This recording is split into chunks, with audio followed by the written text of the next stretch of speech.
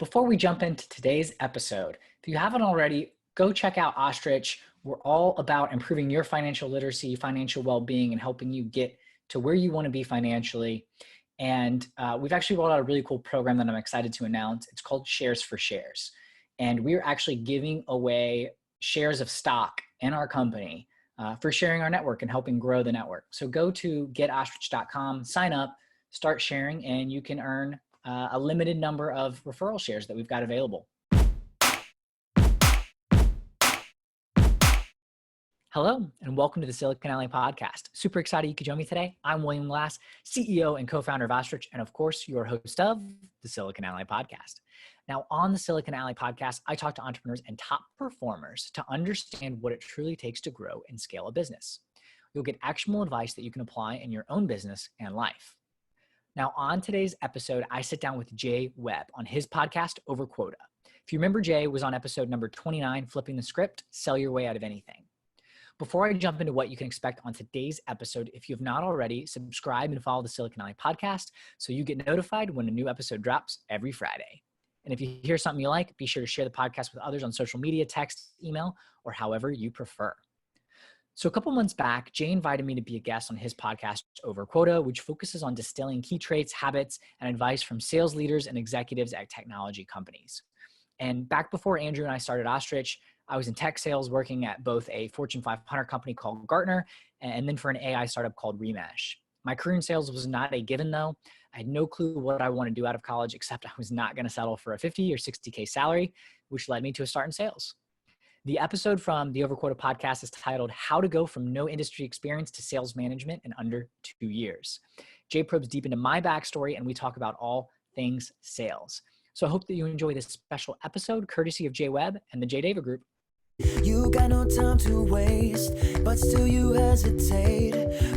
Guest today is William Glass. He's the co-founder of Ostrich, which helps people create a new way to talk about money. We'll get into that later on. And he's also the host of his own podcast called Silicon Alley, where he explores the truth about exploring entrepreneurship for the first time. William, welcome to Over Quota.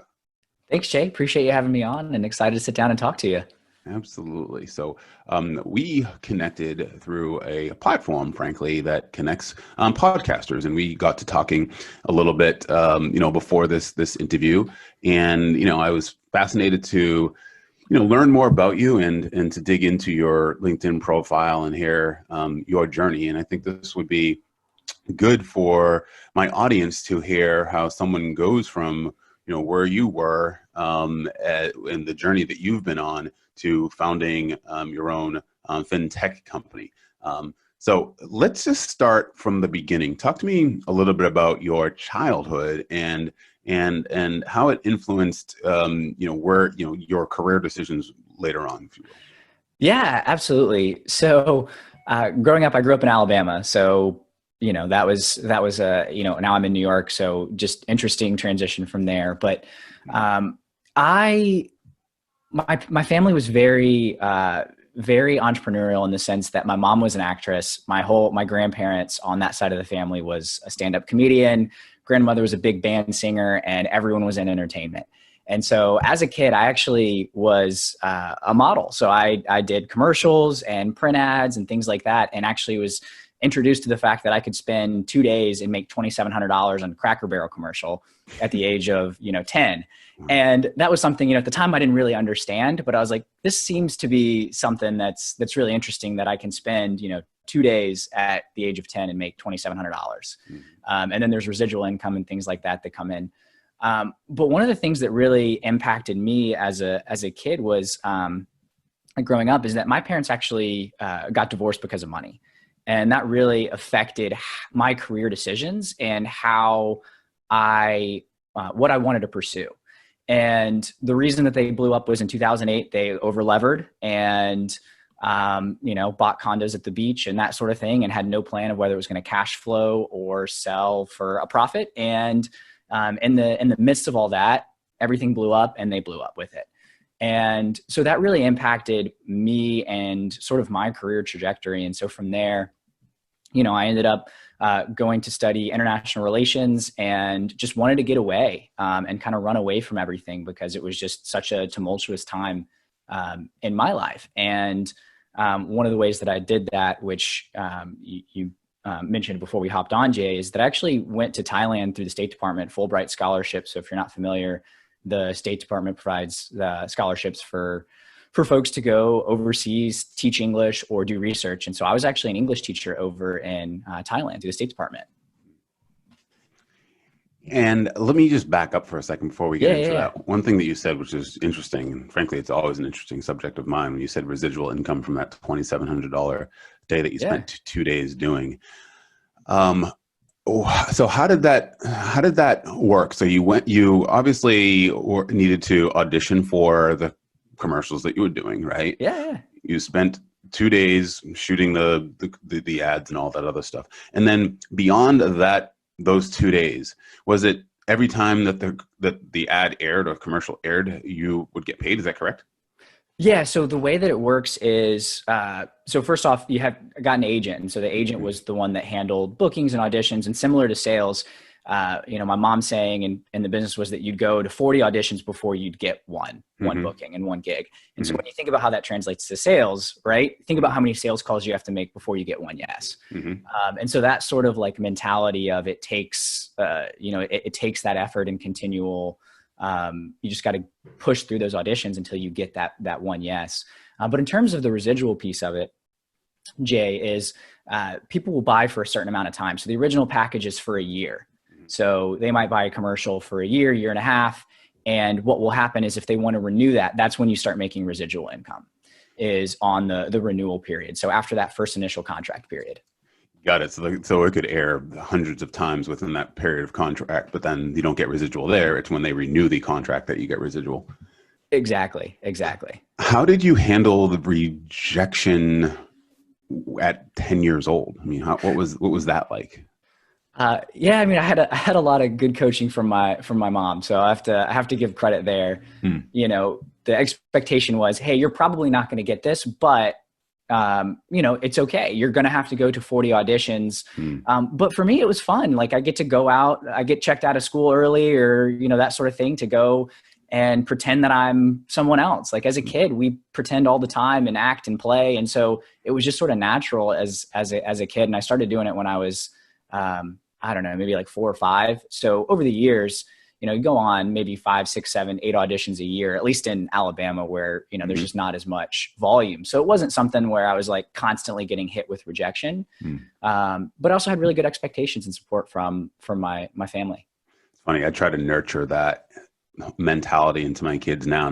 They're not in the business, I guess, so to speak, but the fact that they're at 4 and 6, they can at this point still design their own lives, right? I guess I shouldn't even qualify by saying still. I think everybody can still, can design your own life regardless of how old you are. It's just that they have so much more runway. And I always try to emphasize that idea of play and right brain activity and, those types of things. We talked about homeschooling before we came on, and I went down there to substitute teach once because my wife's been doing a great job doing it. And when I went down to substitute teach, my subject was, how all of these YouTube videos that you're watching are making money, right?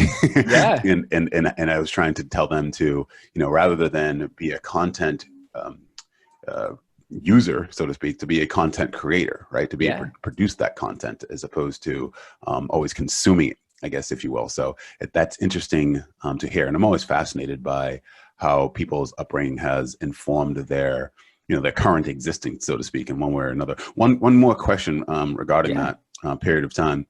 What level of success, did your parents achieve, I guess, in the business? And is that how they were able to afford those condos and those types of things? So both of my parents are attorneys. So that's how they were able to do that. And father was political consultant specifically. So he hated to practice law. So he more just did, managed campaigns and things like that. But my grandparents were very successful. So they made a living off of, my grandfather traveled all around the country doing stand-up shows and was part of the Screen Actors Guild and, qualified for all their, level different healthcare and pension program and all that kind of stuff. And my grandmother, very successful. She had a gig that she'd stayed with. And that whole side of the family is just in the music business. I've got an uncle that's in the music business, another uncle that ran the Chicago public radio station, This American Life. He produced that. So yeah, that very, very successful in that front. But my actual parents ended up in law, and that's really where they've spent their time. So. Okay, cool. All right, good. Thanks for clarifying that. Clarifying that. And Fulbright scholar. What is a Fulbright scholar?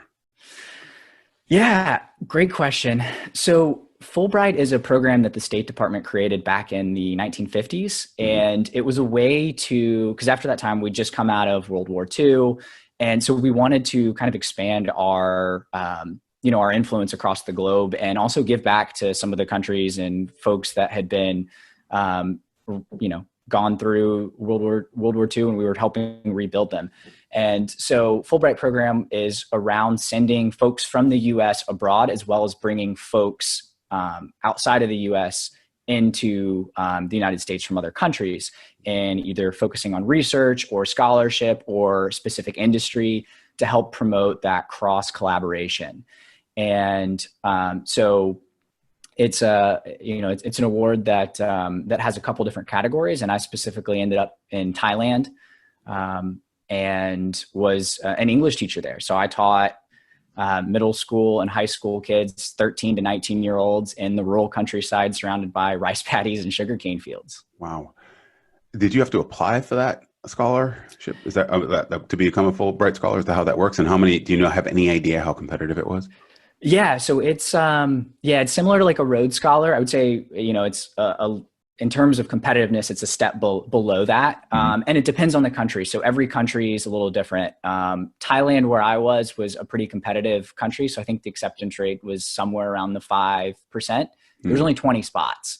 And so, it was pretty competitive, and I had to go through this long interview process that took pretty much my entire, senior year of college. And, luckily I had a lot of support on college applying for that. But, my experience that I had both in school and before was what set me up to be able to go and be lucky enough to be chosen. What motivated you to pursue that to begin with? Because it's certainly an endeavor, right? So I've been very goal oriented, which will tie really into sales and sort of what I'm doing now. But as a kid, like I would get one thing stuck in my mind, and that would be what I'd focus on. And so coming out of college, I felt like, I was pretty well equipped. I could go get a job if I wanted a job, but I didn't really know what I wanted to do. And at this time, I was still sort of running away, if I'm being honest, running away from the fact that, family life blew up, all that stuff, and just didn't want to deal with it. And so my one goal was, can I live abroad and survive for a year? If everything went to crap in the US, would I be able to survive? And that was my one goal. And so I wanted to go abroad and see that I could make it, and that I could live in a country where I didn't know the language, where I didn't know the people, and I didn't understand the culture, and if I'd be okay or not. And so that was the one goal. And, Fulbright, luckily I was introduced to that program, and it fit. It was also a way to give back and just connect with people that I would never be able to connect with otherwise. So it sort of hit those boxes, but that was my one goal and why I actually applied. What year was this? What year did you graduate college? So I graduated in 2014. So I graduated college in 2014, and this was 2014 to 2015. Okay. So that's, I spent a year, and before that I'd been working at the law school and doing law clerk stuff. And what I learned from that experience was that I had a boss that actually told me, he told me that I was hourly. And so he was essentially like, you should stop doing what you're doing and take it slow, because I was doing projects. I was essentially like a utility person. So I would go and reorganize bookshelves. They were moving into a new location. So I helped and did all these different projects, and I was working too quickly. And so from my experience with acting, where I could make $2,700 in 2 days, and I was so focused on like, let's just get this project done so we can move on to the next thing and the next thing and the next thing. He's like, whoa, hold on. I don't have any more work for you. Like, take your time. You're hourly. And to me, that mentality was just like, no, like this is not going to work for me. That's amazing. So, Wow. No kidding, huh? Yeah. It's quite a difference between the way that mentality and the way lawyers might think of the way that they're paid, right? yeah, exactly. So, and that translates into what I did, coming back when I was searching for something after Thailand, where I had this amazing year and learned all sorts of things, but I was trying to figure out how can I get paid what I feel like I'm worth and have my effort and energy be rewarded and recognized for the work that I'm going to do. If I'm going to work harder than someone else, I want to get compensated for that extra effort. So let's transition to that a little bit, because then you came back and you became a business development representative at Gartner, which if people are listening to this podcast, I'm sure they know who they are. How did you decide that sales was going to be the thing, or were there other options as well that would still satisfy what you just described in terms of getting paid for your effort and those types of things?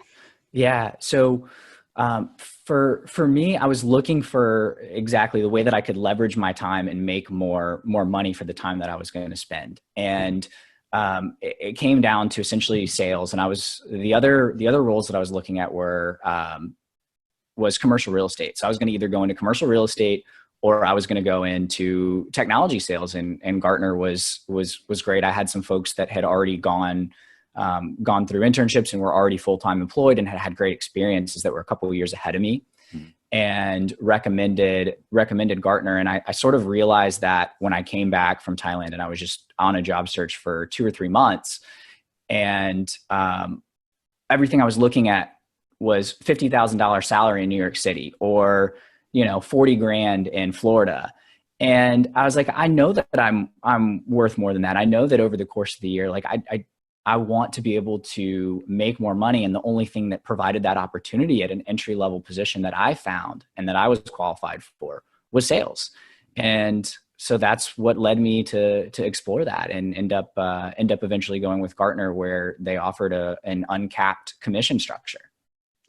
And was that correct there, or did I misspeak? Did you start off there as lead generation business development representative and then move into an account executive, or did you come right into an account executive position? Yeah, so I started off as an account executive. Oh, the way that Gartner structured, which is a little different than how software companies typically are set up, is that the entry level position was an account executive in the small and mid-sized business, which essentially was managing smaller accounts, folks that were pre-revenue, companies that were pre-revenue up to $250 million. So they were smaller book of business. And then you also had a little bit of prospecting that you were doing. So it was, it's not quite structured. The business development roles were actually a step up, the way that Gartner structured in the SMB specific division of Gartner. So that is a little bit of a nuance from when you hear business development and account executive. I was account executive, but it was an entry level AE position. What did you notice early on that gave you confidence to say, I can do this and I can be successful?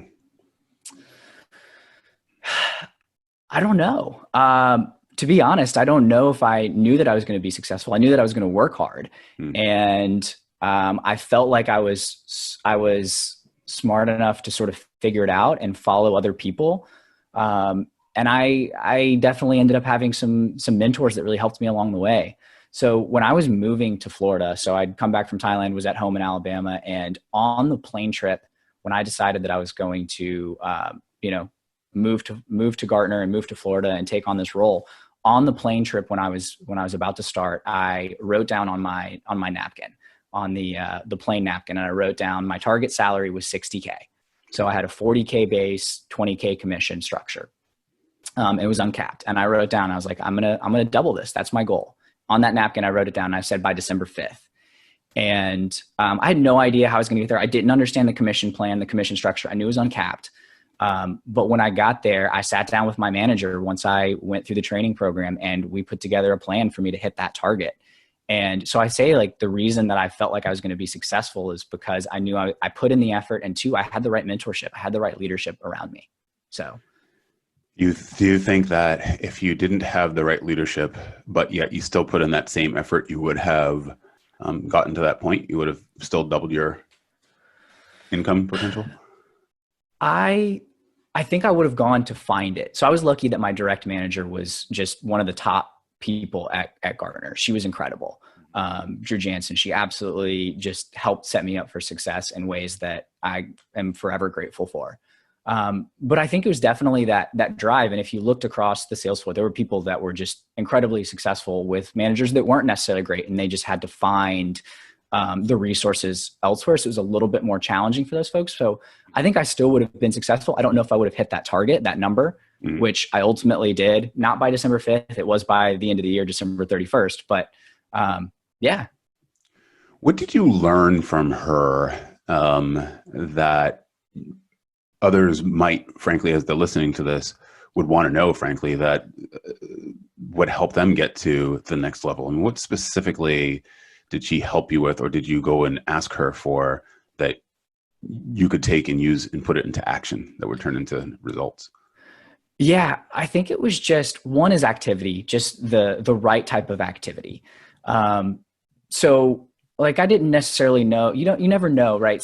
You can see which deals you think are going to go through, but you never know what's going to happen. So you've always got to have a backup for your backup for your backup for your backup. And that was our saying. You've got to have a backup for your backup for your backup for your backup. And I think that is just incredibly powerful, because if you just hang up on one or two deals, like the likelihood that something's going to happen way out of your control, it's just too high. So you've just got to have the pipeline, and you've got to do the activity. And so I think that's what we really focused on, was doing that activity. So that's the key thing that I took away. And if you had the $60,000 on target and you doubled that. Yeah.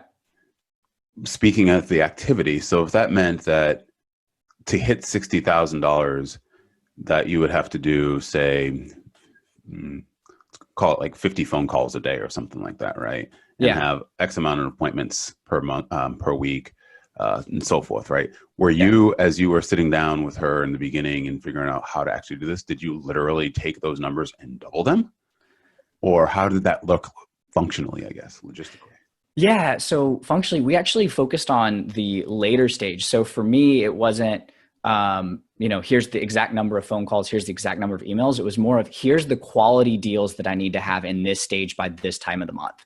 So, if we're at the midway through the month and I don't have, at least 6 deals that could potentially close this month. And, obviously deal sizes range across companies, but our average deal size was somewhere between, it was right around 50 to 75K.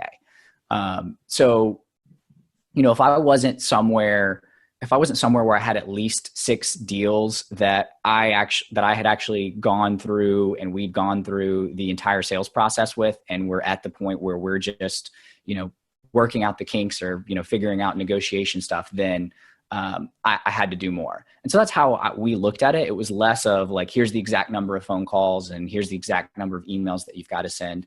But it was more of that further down the pipeline that we were really looking.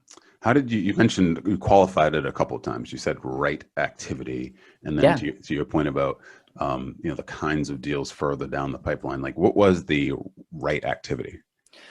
Yeah. So the way that my territory was set up is that I had a book of business and I was tasked with growing that. But I also had a set of net new prospects that I was also, prospecting into, as well as identifying new companies, because we were an SMB and we were focusing on tech startups. There's tech startups that pop up all the time.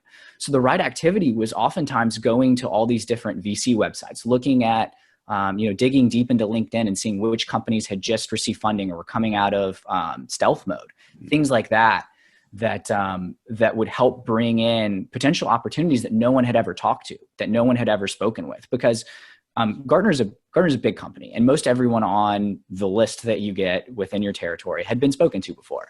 So when I was looking at my territory between brand new companies that no one had ever talked to, folks that were on that list, as well as my book of business, I quickly realized that the book of business that I had, the companies were sort of stagnant. And so the right activity was understanding, where should I spend my time? Because there's 3 sort of buckets that I can focus on in terms of finding opportunities and developing leads and building sales cycles off of. And for me, it was those two buckets of going after the folks that people had already spoken with, but it wasn't the right time, that were on that list, that understood what Gartner was, as well as going after those new companies that no one had ever talked to. And you have the opportunity to define what Gartner is, and they don't have any preconceived notions because they haven't spoken to, 8 other reps, and who knows what those conversations had led to. And so that's where I spent my time, and that's where I really excelled, was bringing on new business. Was that something that your mentor / leader / manager helped you think through? Or was it something that you just figured out on your own? You said, this is the right activity that I'm going to focus on. These are the things that I'm going to do. Yeah, I think part of it was that Drew, she was known sort of on the floor as someone that brought in new business. And so I think part of it was that her mentality, and that's kind of what we were known as. So when it comes to culture, I would say even within, especially if you're in a large organization or on a large sales team, the smaller team that you're a part of can really define your culture, because we were known for that. So that's where we spent our time. And at the time, we were really struggling from a retention perspective. There was a lot of stuff that was out of our control. There were different territories that had been mixed up, and we were losing a lot of clients. So really, when we looked at our book of business as a team, that's where the opportunity was. And we had a fantastic territory that had really great companies. It was Georgia, Atlanta. There's just a great tech hub that's growing there. And so for us, it was just an awesome opportunity. And so that's where the culture really came into it. And Drew, along with just the entire team, we all spent our time. Right activity, and I guess being lucky enough to have the right mentor, and then smart enough to extract that knowledge from the right mentor and then put it into action, I think certainly encompasses everything you've said so far. Before we move on to moving into management and all that, would you say that was there anything else besides those two do you want to share, or would you say those were the two most integral into achieving the level of success that you were able to achieve so quickly? Yeah, I would say then it really comes down to empathy. And I would say that being really empathetic. So one of the things that I did that was a little different than what other folks were doing, that I think that led to success, was giving folks the opportunity to buy, right? We're in sales. And so our whole mind is we've got to sell, sell, sell. But at the end of the day, people hate getting sold to, but people love buying. Everyone loves to buy stuff. Like, how many people love whipping out their credit card to go buy something new online or go shopping? And like, we love to buy. And so when you think about it from that perspective, how can I make it as easy as possible for my potential prospects to buy from me? And so that's really what the focus was. And so I was speaking with CEOs, CMOs, CTOs of companies that are, they're wearing a ton of hats. They've got so much going on. You've got to make it so easy for them. They've got to understand the value. You've got to do all the work to make it where it's just easy for them to buy, and you make it easy and you put it in their face over and over again and say, hey, we talked about this. Here's how it'll help your business. What makes sense right now? What option do you want to go with? We know that Gartner is going to help you get to that next level. What do you want to go with? And when you make it easy for folks to buy, and you think from that empathetic lens of, I've got 1,000 things if I'm a CEO that I should be doing. So why should I spend time with you? Why should I spend time talking to you as a sales rep, and what offering do you have that's going to make my life easier? And when you really get into the mindset of your buyer and make it easy for them to buy, you're going to have a lot of success. Just to put a fine point on this, your target was 60. What did you end up with? Was it 120? Was it slightly less? Was it slightly more? I'm curious. Yeah. So I'm talking about my compensation dollar amount. So the actual numbers of volume was just, different. Yeah. But I actually ended up at 120 and 900. And this was across all compensation. So it was 401k match. It was bonuses. It was everything. Got it. Okay. But I got a 40 grand. I got my base salary check in January when they pay out, everything from the year. Yep. I got my entire base salary in one check. And I was like, this is nice. Yeah, that's quite a good feeling. And obviously your success as an individual contributor put you in a strong position to become a manager. How competitive was that, by the way? I know a large company like Gartner, certainly you couldn't have been the only one being considered for a manager level. And by the way, this is within 2 years, is that correct? That you became from individual contributor to managing a team of 7 people, is that right? Yeah, 18 months. So 18 months. Okay. Wow. I started in January of 16, and then by August I had taken over a manager role in of 17. Of okay, 2017. 2017. Sorry, yeah. 2017. Okay. Yeah. Right. So Okay. that was like about 18 months. Yes. Okay. Okay. And so how competitive was that? Yeah, so it was very, so the way that the hiring cycle works is managers get promoted at the beginning of the year. That's when all the management stuff happens, is in Q1 typically. Okay. Interviews happen in Q4. And so there happened to be someone that had been struggling, a team that had been struggling, a manager that had been struggling. They were a really great individual contributor, but as manager, it just wasn't working out. Mm. And so there was only one spot that was open.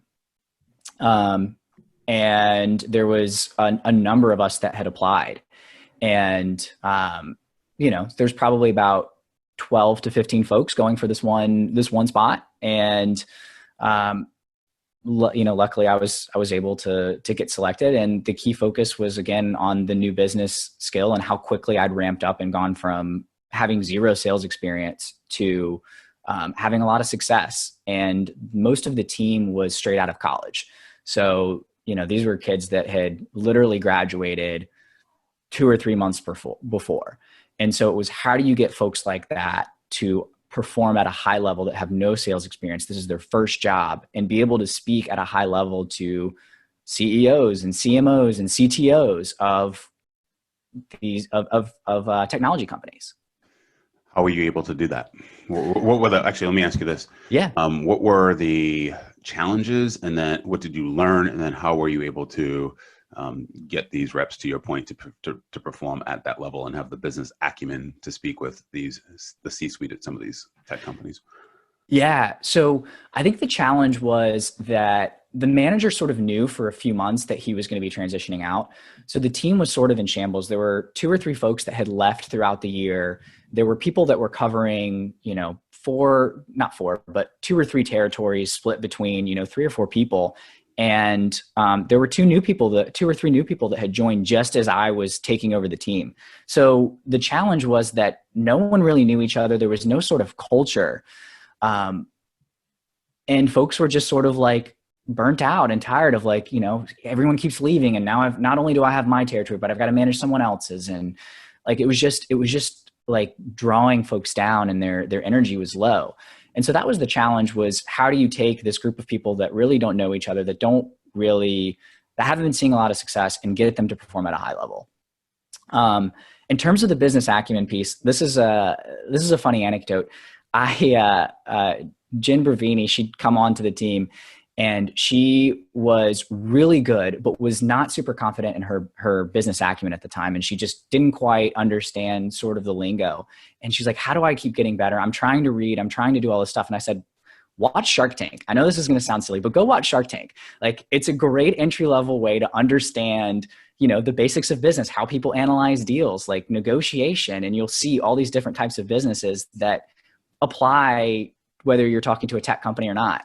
And so literally through Shark Tank and, using different things that are easy for people to access and understand. That's amazing. Yeah, that's amazing. I've learned finance just from watching Shark Tank, which is interesting, I know, yeah. Kevin O'Leary and some of the way that he concocts deals are just fun to watch. So yeah, it is. It's amazing. It's amazing.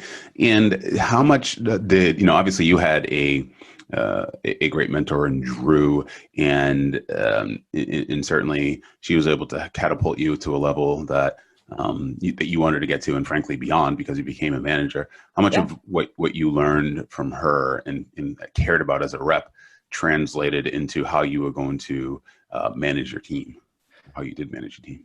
Yeah. So something that I really wanted to emulate was what Drew was doing, especially on the activity side. Mm-hmm. And so that's something that I tried to bring in, was stressing that new business piece, and, really sort of channel what she did well and what was really helpful to me, which was not just showing the how and here's what you need to do, but always being there to push you to that next level and try to be that extra accountability partner. Mm-hmm. And I'll say that's what I tried to bring in. I don't know if I was successful all the time.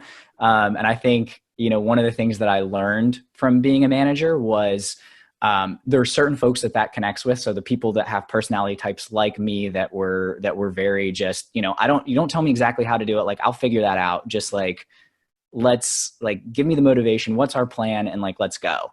And it worked really well for those reps. And some of the other reps that needed a little bit more of the how is where I struggled as a manager. So we, half the team, 4 out of the 7 reps ended up hitting winner circle and overachieved quota. And winner circle is, President's Club, the big incentive trip that happens at the end of the year.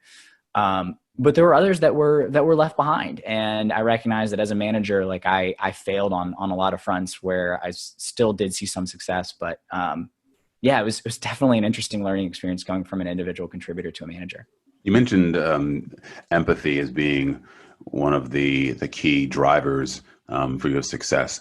As a manager, how do you enable that? How do you nurture that into your reps? Is it possible? I think it's possible. Being able to, and one of the things that I'd always tell the team was like, you're thinking about Gartner all the time. That is your job, is to sell Gartner. But the CEO that you're talking to or the CMO that you're talking to, their job is not to buy Gartner. They've got 1,000 other things. So you've got to recognize, how can you make sure that you communicate effectively? And this is something that goes back to what I learned from Thailand when I was in a classroom with kids that I didn't speak Thai and they didn't really speak English very well. And we had to like coach people up. Is communication is key. And how can you communicate effectively with folks that are busy and use that empathy? And so I think you can definitely teach it. And that's something that we really focused on was, what do you think the CMO or CEO is really doing right now on a day-to-day basis? And how can you communicate effectively as a sales rep, as an account executive, as well as bringing on new business, to make their job as easy as possible and get the most value out of Gartner with the least amount of time and effort as possible. Did you see a difference between, and I guess philosophically, did you see a difference between managing and leading? And if you do, what is it? And then the second part of that question is, which bucket would you put yourself in if there's a difference? Yeah, I think there is. I think there's definitely a difference, because I don't think you necessarily need to be in a position of authority to be a leader, right? And one of the things that we always talked about and sales methodologies that we use was to get reps up was show, share, observe. And that show piece as a leader is really what leadership is to me, is showing the right things to do, is actually not just lip service and talking about what you need to be doing to be successful, but actually, showing folks the right way to do it. So to me, that's leadership. And, managers, if you're a strong leader, doesn't mean you're necessarily a good manager. And just because you're not a strong leader doesn't also necessarily mean that you're not a good manager. So for me, management is more about the tactical operational piece. And I think if you can combine the two, you can be really effective. But I've seen managers that maybe weren't quite as strong on the leadership front that were still able to help their reps perform. But on a leadership front, I've also seen folks that are great leaders in certain contexts, but were terrible managers because they didn't quite get the operational pieces that you need of management and really getting down deep into what it is people need on a day-to-day basis.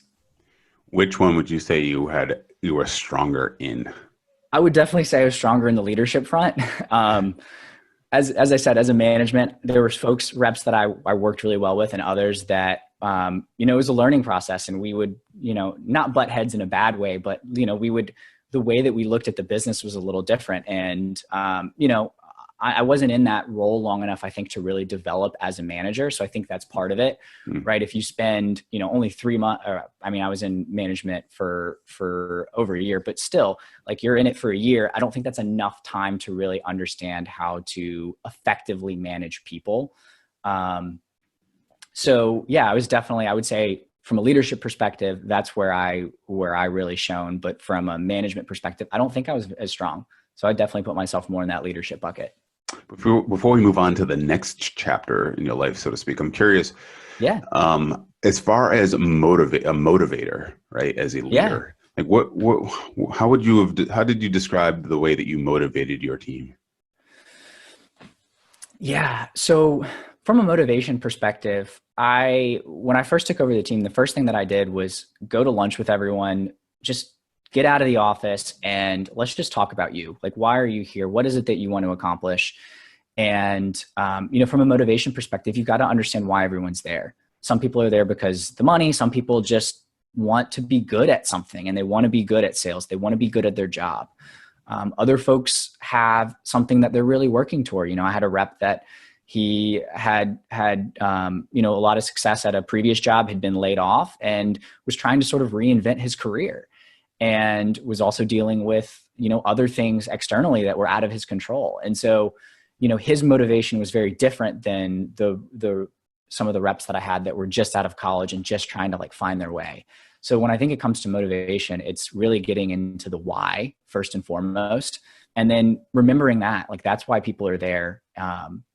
And if you can put it in context of why they need to do X activity or Y activity based on what intrinsically motivates them, then you're going to have a lot more success and be able to connect with that sales rep and help them be successful. And you mentioned in the beginning, I mentioned at the beginning that obviously you founded a company, Ostrich, which I want to get into. And one of the things that you had said early on is that, your parents had gotten a divorce, which really affected the way that you thought about the world and money and all that other stuff. Tell me about Ostrich and why you founded it to begin with. Yeah, absolutely. So as I mentioned, I've had these experiences where as a 10-year-old, it can make $2,700 in 2 days. I see my parents over leverage and, all that stuff happen and what it caused the divorce. They didn't have the right baseline to have these conversations that are sort of taboo and uncomfortable about money and different philosophies, which it's okay, but you just got to talk about it. And so while this was happening and at Gartner, seeing folks that were really successful like I was, that were making a ton of money, and there were people that were just socking it all away and saving it. And there were others that were going out and buying new cars and houses and stuff like that. And, kind of living that more flashy sort of sales lifestyle. I just kept thinking there's got to be a way to solve this. And so I actually wrote a business plan when I was still at Gartner in 2017, wrote a business plan about how can we start to actually solve this, because the current financial system isn't attacking financial literacy and well-being. It's, you can sign up at the age of 17 for $200,000 in student debt and end up in college before you really even know what you're doing. And how do you set people up for success? There was a ton of reps that had really great business ideas that were going to be stuck in sales for a really long time because they have mountains of debt. And it wasn't fair that they ended up in that position, in my opinion. And so that's where the impetus for Ostrich came from, was how do we actually start to solve this problem, not through the education system, not through the government, and knowing that financial services doesn't necessarily have the right incentive to go and solve it. And so that's really where the idea for Ostrich came from. And I ended up moving to New York and reconnected with a good friend from college who was in the finance industry. He'd been in private equity and portfolio valuation. And we sat down and drilled down into what is it that we can solve, and started focusing on the habits specifically. So that's where the idea for Ostrich came from, was really just looking into those problems. And you mentioned habits. Talk to me about the habits and how Ostrich can help improve, solve, end bad habits and start good habits. Yeah, absolutely. Absolutely, Jay. So Ostrich is taking what works really well in the fitness industry with group challenges and social accountability and applying it to money. So think savings with friends, investing with friends, and having that accountability partner to help you achieve your goals. So, for example, and I'll bring it back to sales. I had one of the things that I didn't mention is there was a buddy who started 6 months after I did, but him and I were really close, and we would compete all the time. And that helped us both get better because, he would pass me 1 month and then I would pass him and all that kind of stuff. And that accountability really helped foster success. And so it's applying that. So having that where you can have other folks that have similar financial goals to you and help get you to where you need to be. And so that's what we're doing is, creating an application on your phone that allows you to have that community and help you upskill your finances. the existing economic climate right now, obviously people are citing 2008 in a lot of different ways in terms of just the way the financial impact it's having on people. What should folks have learned about then that they should apply and think about now as you talk about sort of money and having the right habits, even when people are struggling, frankly, to even save $1? Yeah, that's a great question. I mean, at the end of the day, we make finances to seem like this big, scary topic that's super complex. But at the end of the day, you've got to make more money than you spend, or else you can't really do anything else, right? How are you going to save? How are you going to invest? You've got to figure that out. And it's obviously different for everyone. If you don't have a job right now and you were just laid off, like this is a very different situation. You've got to focus on getting that income. And that's got to be a primary focus, is you've got to have some sort of cash flow. And if you're on the other end and you were lucky to be in a position where, you're able to work from home, you still have a job, now's a great time to be saving more. Like you can't go out and go blow a bunch of money at, the bar or wherever you like to go out or that sort of thing. So there's opportunities, but that's the key piece is to start with, is you've got to bring in more money than you spend. And if you can get that right, then you have the opportunity to be successful. But finances is top of mind right now. It's a scary time for a lot of people.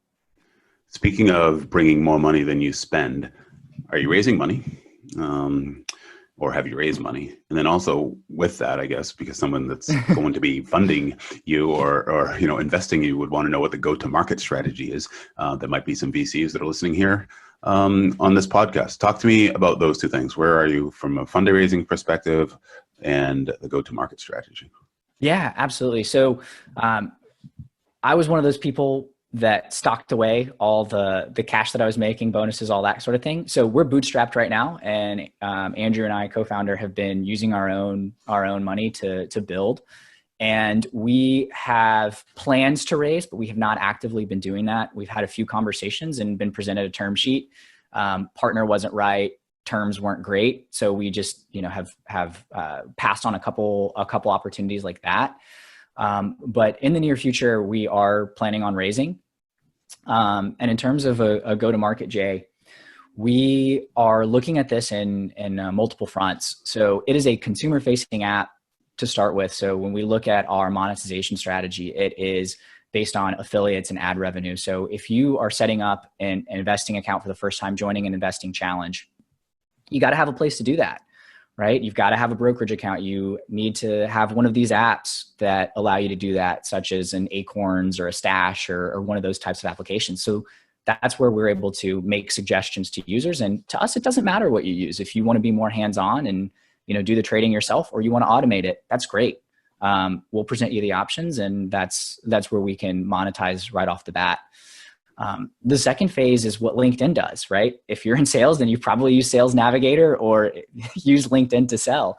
And so that's a B2B offering. And so that's where we long-term see the revenue coming from, is a B2B opportunity to work with financial services companies and financial advisors and folks like that to host their communities, provide special offerings and features to them that allow them to better connect with their communities.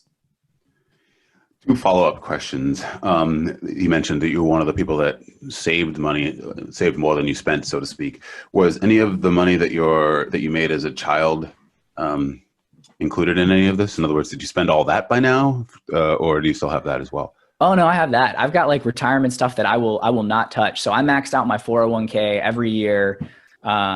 I like maxed out everything HSA, traditional Roth, depending on the income level that I was at certain years, certain, complications of what you can actually contribute to.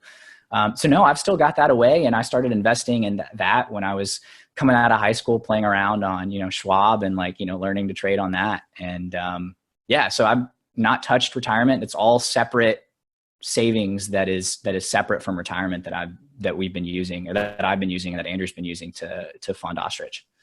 How long, by the way, just to stay on that money thing for a second, how long were you doing the commercials and acting and those types of things? Like you mentioned 10 years old, but did it go until through high school, or when did it stop? Or is it still going? Yeah, so it went through high school for the most part, and then I didn't really do anything in college and all that stuff. But I mean, hey, if someone wants to hire me for a commercial, I'll do it. I helped a buddy out who's starting a video marketing company, and he got a commercial, and he needed someone to help out, and I happened to be in town, and so I did that and helped him out, and made a few $100. It takes a few hours. So it's not like, a huge time commitment, and he didn't have anyone that he could pull off of because he never made a commercial before. So fantastic. I love it. And then regarding the revenue model for Ostrich, is it, so is it going to be percentage of per transaction, like a percentage of transaction that happens on the application or in the app, or is it just money for exchange for, something like an annual subscription or monthly subscription? In terms of the revenue that you will make that you'll drive for Ostrich. In other words, if money is being, comes into Ostrich, and let's say you make $100,000 of gross revenue, is that a percentage of transactions that are happening, or is it just through an annual or some sort of subscription? Yeah. So let me clarify. So the application's free for anyone using it, and I don't want your bank account information. We're not financial services companies. You won't put any money on the app.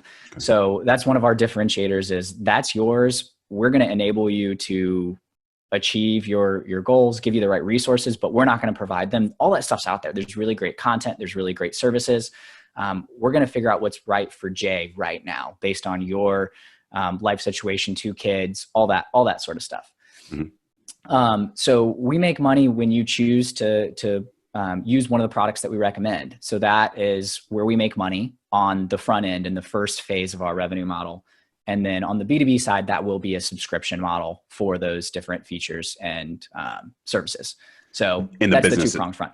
Got it. And the businesses will be paying that subscription, not individuals. Correct. Yes. The businesses will be paying that subscription. Individuals, it's always free. Got it. Okay, cool. All right. A couple more questions. This clearly is, I'm a headhunter, so I'd be remiss if I didn't actually ask this question, which is, what do you have critical hires right now that you're thinking of, and to help you sort of execute on that, or just tell me where you are with the growth and just the growth of the company and the growth of your team right now. Yeah, absolutely. So we're looking for full stack engineers. So we're looking on the tech side. Mm-hmm. Full stack engineers, and we're looking for someone on the marketing front right now. So those are we're looking for 3 hires, 2 engineers, full stack, and then a marketing person to run that. And long term, once we have the B2B side up, that's when we'll start looking at bringing on sales reps and enterprise level representatives there. But yeah. What's the marketing person going to be doing?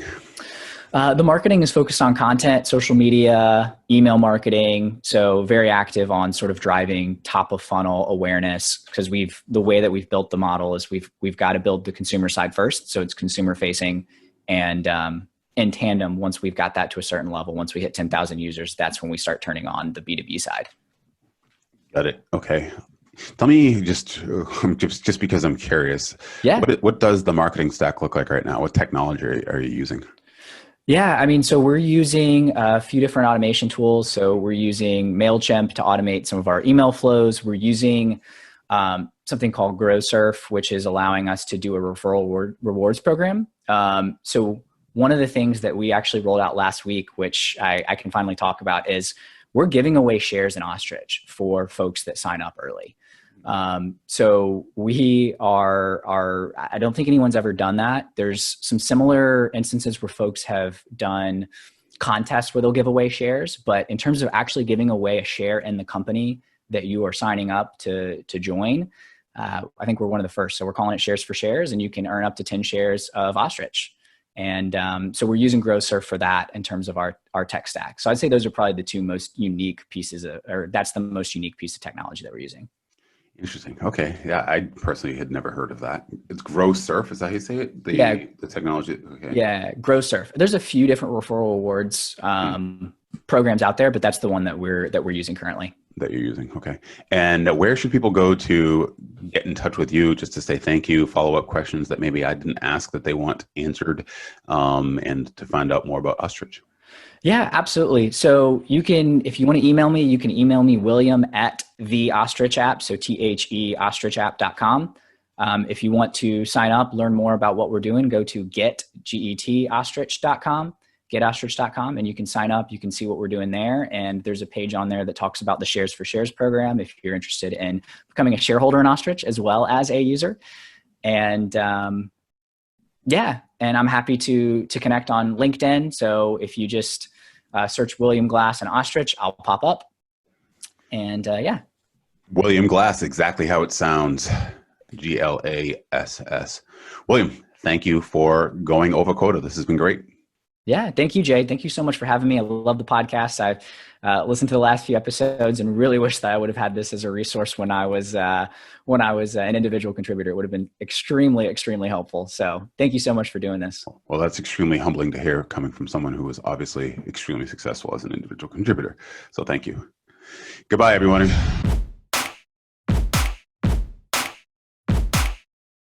All right. That concludes today's episode of the Silicon Alley podcast. I hope that you enjoyed this special episode, and special thanks and shout out to Jay, the Jay David Group, and the Over Quota podcast for allowing me to be on the show and definitely ask some questions that I hadn't been asked before and think about sort of connecting all the dots between my career in sales and what has led me to ultimately Ostrich in this podcast. So we're going to get back to the regularly scheduled programs where I interview other folks come next week.